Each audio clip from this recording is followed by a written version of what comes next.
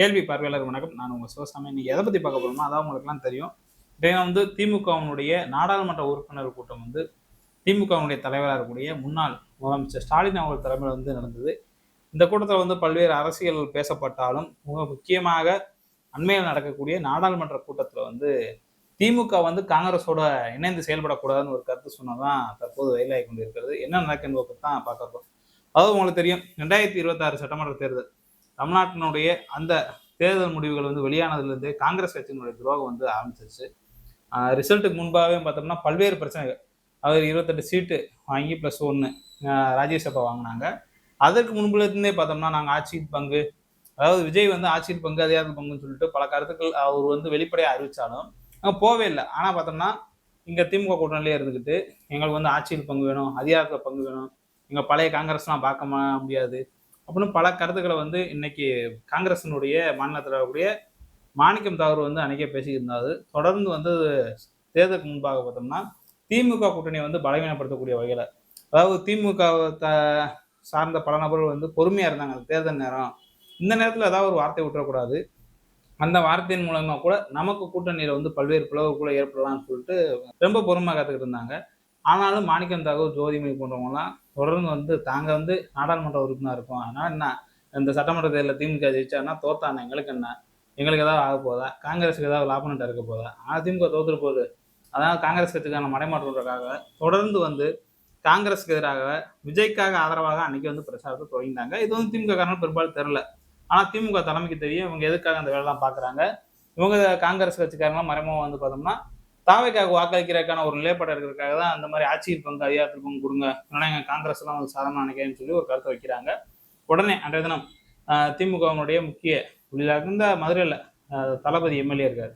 அவர் வந்து காங்கிரஸுக்கு வந்து ஊருக்கு தொகுதிக்கு 2000 ஓட்டு கூட கிடையாது, நீங்களாம் வந்து என்கிட்ட வந்து ஆட்சியில் பங்கு அதிகாரத்தில் பங்கு கேட்குறீங்களா, எங்களால தான் நீங்கள் ஜெயிக்கிறீங்கன்னு சொன்னதை வச்சு தொடர்ந்து வந்து காங்கிரஸ் திமுகவுக்கு இடையான ஒரு பிரச்சனையை கிளப்பிக்கிட்டே இருந்தாங்க.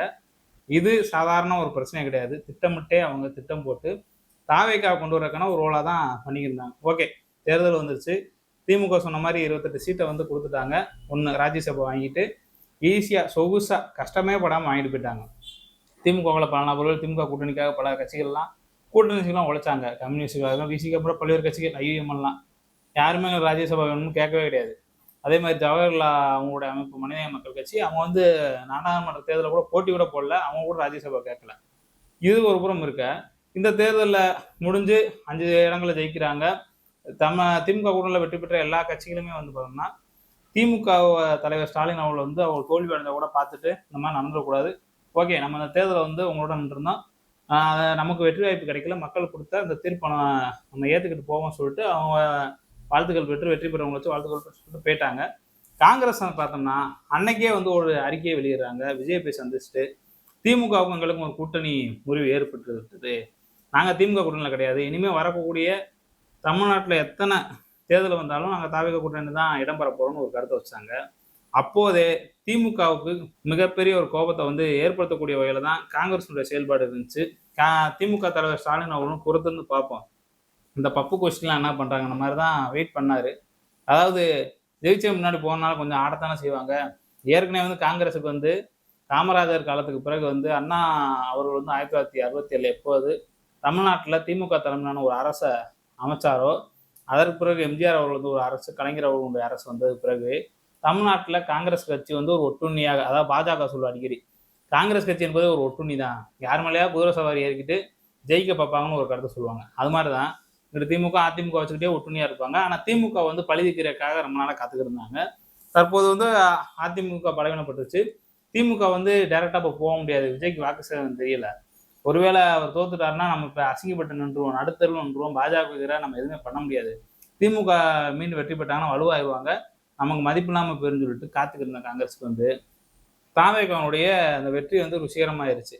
இது ஸ்டாலின் அவர்களும் தொடர்ந்து கவனிச்சுட்டு தான் இருக்காங்க, காங்கிரஸுடைய செயல்பாடை கவனிக்கிறாங்க. மாணிக்கம் தாகூர் எப்படி தேர்தலுக்கு முன்பாக பார்த்தோம்னா அன்றைக்கி செல்வ பெருந்தகை தான் மாநில தலைவராக இருக்கார், அவரை வந்து மாணிக்கம் தாகூர் தற்போது வந்து போட்டு தான் மாநில தலைவராக போட்டிருக்காங்க. அப்போ தேர்தலுக்கு முன்பாக எப்படி ஆட்சியில் பங்கு அதிகாரத்தில் பங்கு அந்த மாதிரியான ஒரு கருத்தை வச்சுக்கிட்டு இருந்தாங்கல்ல, அதற்கான செயல் திட்டம் இதுதான், நாங்கள் பாருங்கள் தேர்தலுக்கு முன்பாக வந்து மாணிக்கம் தாகூர் மாற்றுவோம் அப்படின்னு ஒரு கருத்தை வச்சு தான் அந்த பப்பு ராகுல் காந்திலாம் பல்வேறு திட்டங்களை போட்டு ஏன்னா அவங்க கூட்டணி பேச்சுவார்த்தை நடத்திக்கிட்டு இருக்காங்க. அங்கேருந்து ஒரு வந்து ஆதவர்ஜனாட்ட பேச, விஜய்கிட்ட பேச, இந்த மாதிரி பல கருத்து பேச்சுவார்த்தைகள்லாம் நடத்திக்கிட்டு இருக்காங்க. சரி, இது ஒரு புறம் இருக்க. நேற்றைய தினம் பார்த்தோம்னா தமிழ்நாட்டினுடைய முன்னாள் அமைச்சர் ஸ்டாலின் அவர் வந்து திமுக தலைவர் நாடாளுமன்ற உறுப்பினர்லாம் கூட்டு ஒரு கூட்டத்தை போகிறாங்க. அண்மையில் வந்து குளிர்கால கூட்டத்தொடர் நடக்க இருக்குன்னு நினைக்கிறேன், இந்த ஒரு 20ஆம் தேதி. இதை ஒட்டி பார்த்தோம்னா காங்கிரஸோட எந்த ஒரு சூழலையும் வந்து நீங்கள் சேர்ந்தே செயல்படக்கூடாது. அவங்க நாடாளுமன்றத்தில் ஒரு போராட்டம் அறிவிச்சாலும் சரி, ஆர்ப்பாட்டம் அறிவிச்சாலும் சரி, ஒரு மசோதாவுக்கு எதிராக அவங்க இது பண்ணாலும் திமுக தனித்து தான் செயல்படணும்.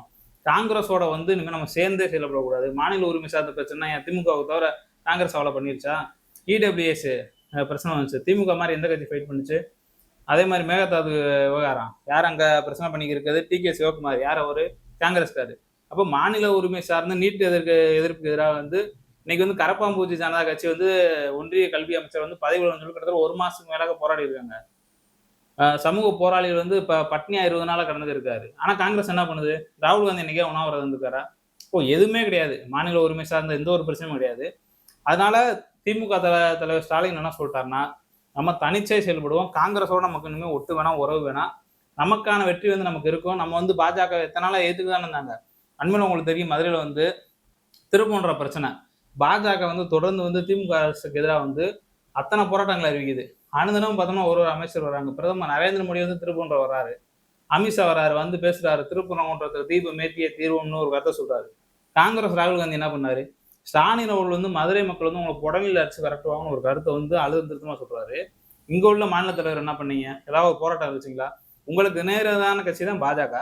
அப்படி ஒரு கட்சி வந்து திமுக பல போராட்டம் நடத்தும் போது இங்க காங்கிரஸ் என்ன பண்ணுச்சு? அப்போ வாய முடிக்கிட்டு தான் இருந்தாங்க. அதனால ஒண்ணு காங்கிரஸ் வந்து திமுக விட்டு போறனால, திமுக வந்து காங்கிரஸ் விட்டு வெளியே வரனால ஒன்றும் பெரிய வந்து ஒரு பாதிப்பும் கிடையாது. தனியா நின்று சமாளிச்சுட்டு போறாங்க. அதான் ஸ்டாலின் வெளிப்படையா அறிவிச்சிட்டாங்க, திமுக காரங்க நம்ம தனிச்சே நின்று எல்லாத்தையும் பாத்துக்குருவோம்.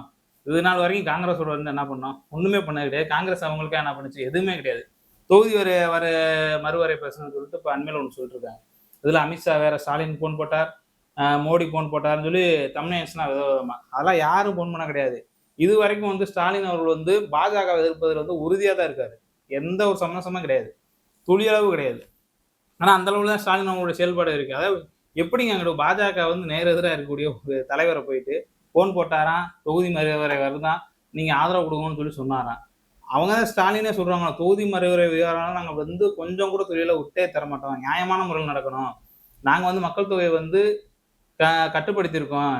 தென் மாநிலங்கள் வந்து வட இந்தியாவை பொறுத்தளவு நீங்க ஒரு வீட்டுக்கு நீங்க 5 பிள்ளை 10 பிள்ளைன்னு பெத்து போடுவீங்க. இங்க வந்து ஒரு வீட்டுக்கு 1 பிள்ளை 2 பிள்ளை.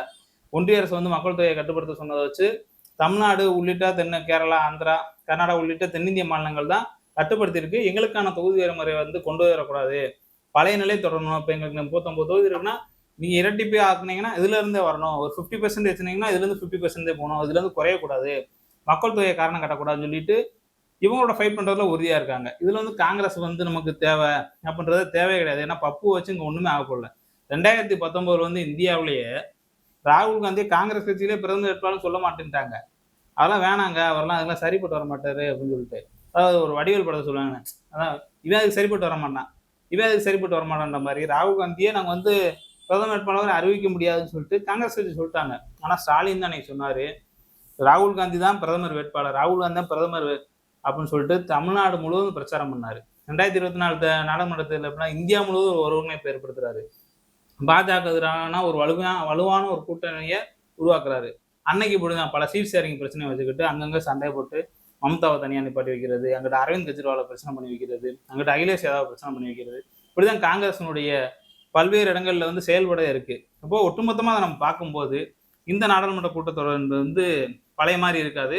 இனிமேல் காங்கிரஸுக்கு வந்து ஒரு சம்மட்டி அடிதான் விடும். ஏன்னா பாஜக மட்டும் அடிக்க போறது கிடையாது. நீங்க வந்து உங்களுக்கு முன்னாடி வந்து திமுக வலுவா ஃபைட் பண்ணோம், நீங்க வேடிக்கை பார்த்துட்டு இருக்க போறீங்க, நீ இல்லையே எதிர்கட்சி, நாங்க பண்ணுவோமையான்னு சொல்லுவாங்க.